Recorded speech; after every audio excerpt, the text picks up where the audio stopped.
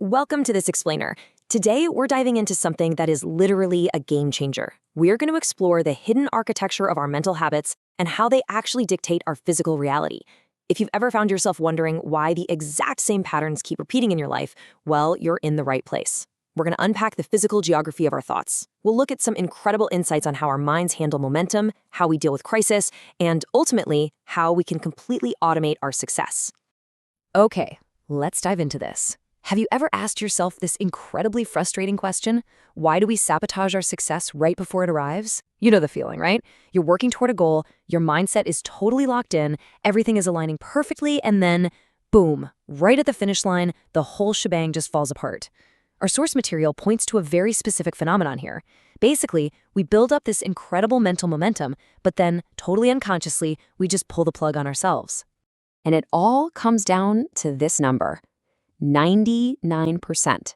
Our source describes what we can essentially call a manifestation threshold. You see, an idea or just a single thought doesn't actually have the power to create a new reality until it hits a specific threshold of momentum. Let's call that 100%. So what happens is a lot of people build up their positive focus, they get all the way up to 99%, but then they just stop. They let a negative thought, maybe a little doubt, or just a minor everyday inconvenience interrupt their flow. And here's the kicker. When you stop at 99%, you don't just pause there. You lose all of that mental momentum and drop straight back down to zero. So the key isn't just starting the momentum. It's absolutely crucial that you maintain it across that final threshold without breaking it. Section 1. The deep canyons of your mind. To really grasp why we sabotage ourselves, we've got to look at how our brains are physically structured, and it all starts with neural pathways. Basically, these are the interconnected networks in our brain that form our mental habits. They actually automate our reactions through continuous repetition. So when you repeat a thought, and it doesn't matter if it's panic, grief, or absolute gratitude, your brain literally wires itself to make accessing that thought easier the next time around. It just becomes an automatic default response.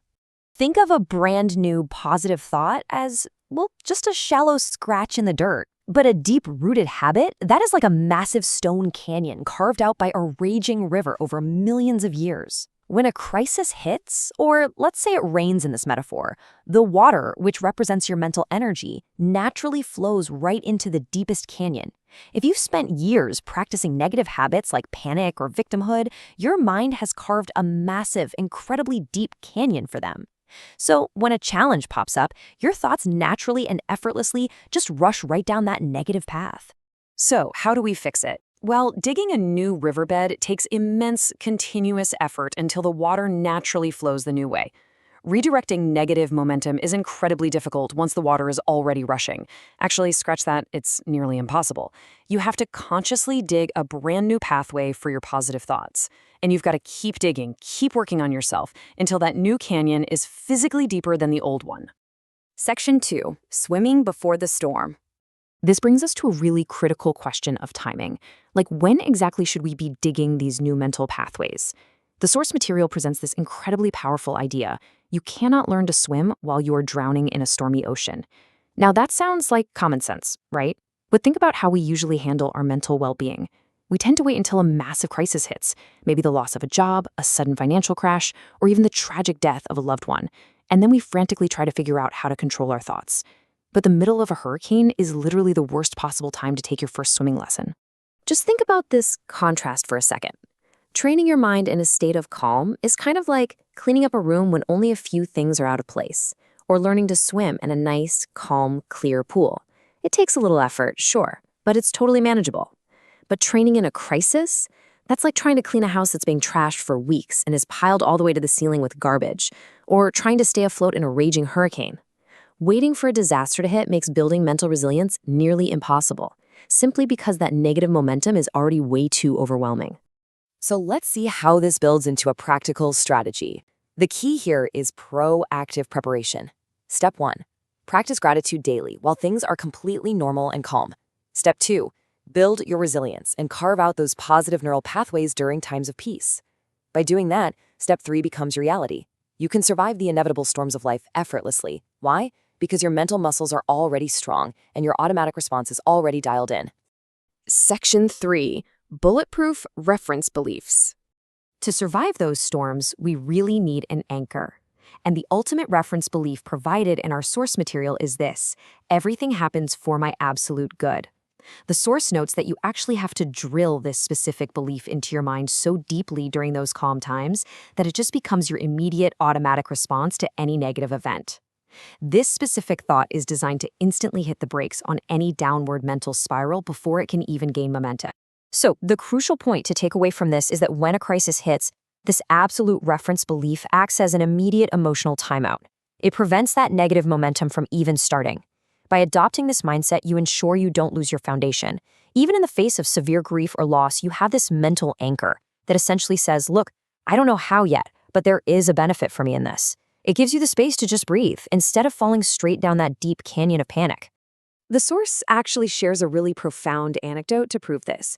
It tells the story of an elderly man who tragically lost 3 of his sons in their youth. Yet, despite this unimaginable pain, he remained incredibly healthy and peaceful well into his 90s, never once needing to take medication. His secret? These bulletproof reference beliefs. He acknowledged his immense loss, for sure, but without falling into total despair. He maintained his inner peace, completely avoided that toxic spiral of victimhood, and deeply trusted the transient nature of life. He viewed his sons as gifts from God that were simply returned. Because his positive neural canyons were so incredibly deep, his mind was literally protected from shattering. Section 4. Automating Success and Peace. Now let's tie this whole thing together. Let's look at how carving these new neural canyons and preparing in that calm ocean allows you to finally cross that 99% manifestation threshold we talked about earlier. It really becomes a simple 3-step automated process. First, you stop feeding negative momentum the exact moment it arises. You just don't let that snowball roll down the hill. Second, you immediately lean on those reference beliefs you practiced during the calm times. And third, as you do this consistently, you just watch success and peace become an automatic response. Your brain is literally rewiring itself to default to positive outcomes. And just like that, you glide right past that 99% mark where everyone else usually fails. To carve that positive canyon, you need daily micro habits. We're talking things like expressing gratitude for your physical body daily, right down to your heart and your kidneys. You've got to find the good in minor, everyday inconveniences. Maintain unwavering focus on your desired outcome and consciously detach yourself from fear and panic. This is how you pick up the shovel and dig that new riverbed every single day. And honestly, this is exactly why doing the work during the calm is so absolutely essential for your personal growth. When you automate this positive momentum, success becomes as natural as a river flowing downhill. The source material shares an amazing real-world example of this, where a major business website was maliciously shut down. Now, instead of panicking, the owners used that exact reference belief: everything happens for my good. By completely controlling their minds, that specific negative event effortlessly guided them to secure visas and move their entire operation to America in a matter of days, something that typically takes months or even years. When positive momentum is automated, you are guided effortlessly to the right ideas, the right people, and the right situations. It just clicks. Which brings us to our final thought. I want you to look at your own mental habits right now. Really ask yourself, are you waiting for the storm to hit before you try to change your mindset? Or are you learning to swim today? The calm waters are right in front of you right now. So grab your shovel, start digging that new canyon, and wire your mind for automated success. Thank you so much for joining me on this explainer, and I truly hope you start building your new mental architecture today.